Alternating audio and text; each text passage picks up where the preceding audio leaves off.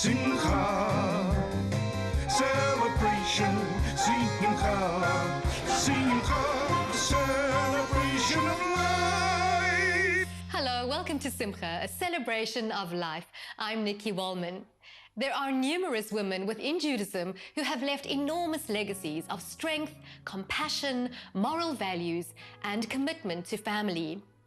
The book of Ruth, as recorded by the prophet Samuel, tells the story of one such woman named Ruth.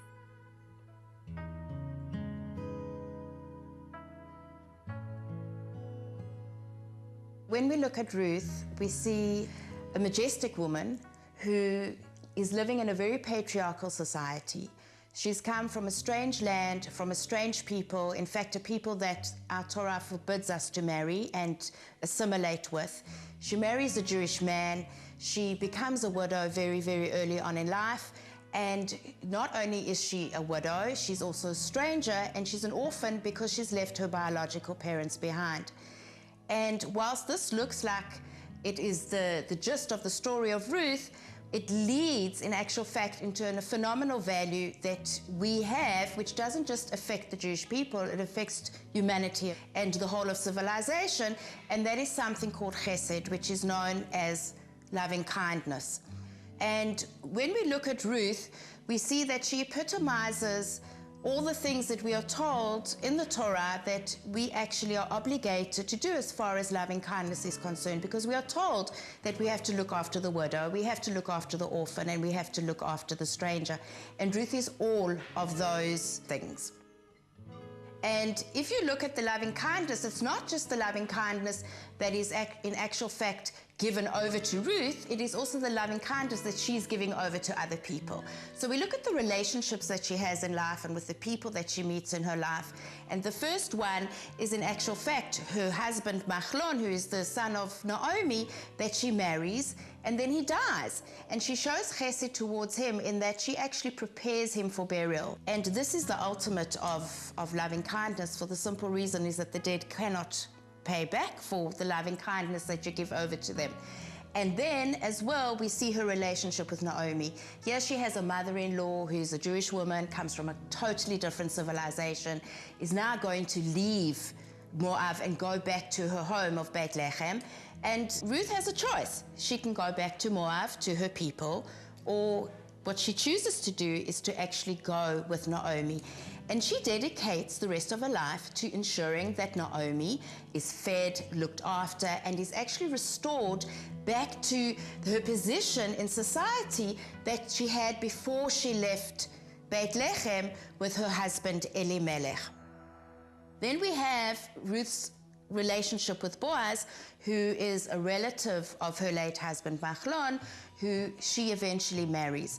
And we see how her piety and her tzniut, her modesty, in actual fact complements Boaz and his piety, his wisdom, and his religiosity, in that they are actually given the credit of being the ancestors of King David and the Mashiach, the Messiah, who, please God, is still to come. Ruth came from a family, her biological family, who were supposedly very wealthy, and she was known to be a princess. And here she's giving that all up for a life of possible poverty and suffering. So we need to see that, you know, we need to behave in the same kind of way. That all we need to do is extend that hand, and not only to extend it to the hand that are the people that are closest to us, that we love, that we naturally have affection for, but to those that we wouldn't naturally have affection for, like the stranger, like the orphan, like the widow. Those are the people in society who, not only Jewish people, but everybody out there has an obligation to support, to look after, to ensure that they are able to live in an environment that is safe, that is secure, both emotionally and socially, that they can express themselves in a way that they will not be judged. And I think also in today's society, where we deal a lot with xenophobia, we deal a lot with racism, we deal a lot with conflict in religious societies, we deal a lot with conflict within school environments. When we deal with bullying, we deal with children who are perhaps different in certain ways. We need to learn that we could be that different person, and maybe we are that different person. And therefore we have to look beyond that and just know that, you know, the Torah, in actual fact, Hashem, giving us the Torah and creating the world is the biggest act of loving kindness that exists. Hashem created man purely out of loving kindness. And Rabbi Zera actually turns around and he says at the beginning of the book of Ruth, it says that in the book of Ruth there are no impurities and there are no purities. There's nothing that is forbidden and there's nothing that is permitted. So why in actual fact was the book of Ruth written? Why did Samuel write the book of Ruth? Simply to teach us loving kindness. I think it's important that we realize that the future of humanity, not just the Jewish people, but the future of all humanity is actually based on our acts of loving kindness and how we behave to one another. And I think that is something that everybody can actually inculcate into their lives. It is hard. It is hard to approach people that you don't know, but think how much more difficult it is for that person who is a stranger, who is an orphan, or who is a widow, or the person that is just simply different, how difficult it is for them to come into society and have to approach you. So I think that is a very important lesson that we need to take out of the book of Ruth, that we need to take that step forward. And we are all different, so therefore we will all be taking steps forward to one another.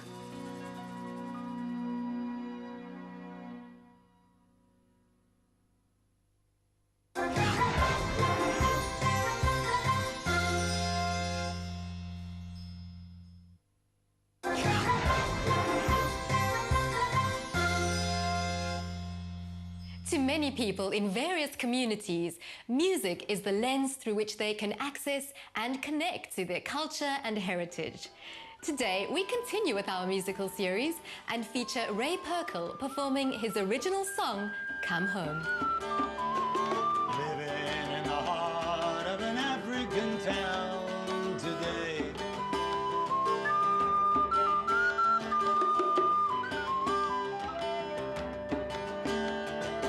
Learning to play some games that I never quite knew how to play. That song came to me in a moment of inspiration. It's really the story of the soul on its journey through life and the purpose of that journey.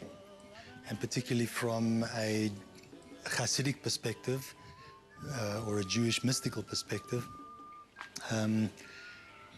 every individual has his own journey, but there's a common purpose that we all share.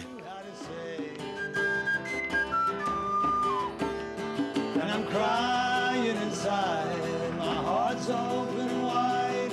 Is there anyone will not come home? And I'm laughing so deep, my eyes simply weep. We're all getting gifts that are not ours to keep, 'cause we'll share them with friends when we see them again. Is there anyone? Is there anyone? Is there anyone? Is there anyone will not come home?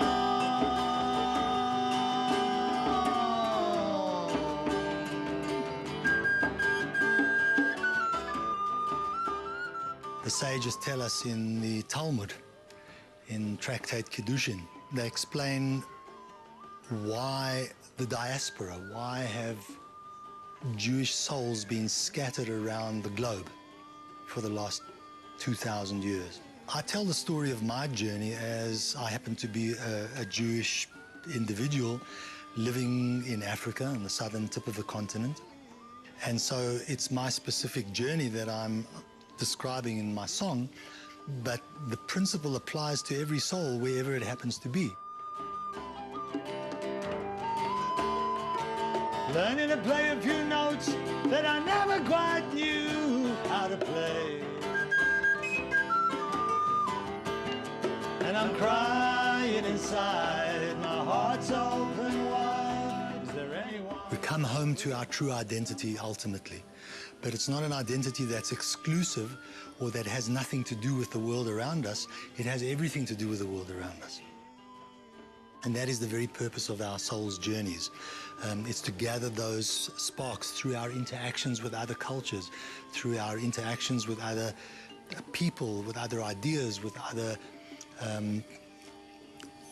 perspectives on life, with other ways of doing things, and to incorporate those in a way that's appropriate and that enriches our heritage, and there's a mutual exchange, in fact. So the chorus of my song talks about coming home with gifts that are not ours to keep, because we share them with each other, ultimately when we arrive at our destination, which is that coming home to our true identity.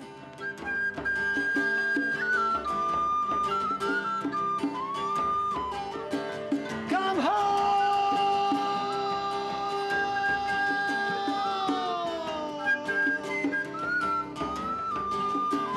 Come home!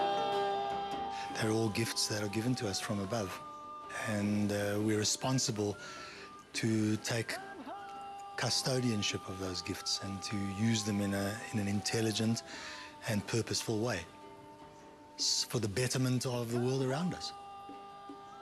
So those gifts are our real riches. The real riches that we possess are not what we keep for ourselves, but the real riches are what we share with others in a way of contribution and the difference that we make in the lives of other people.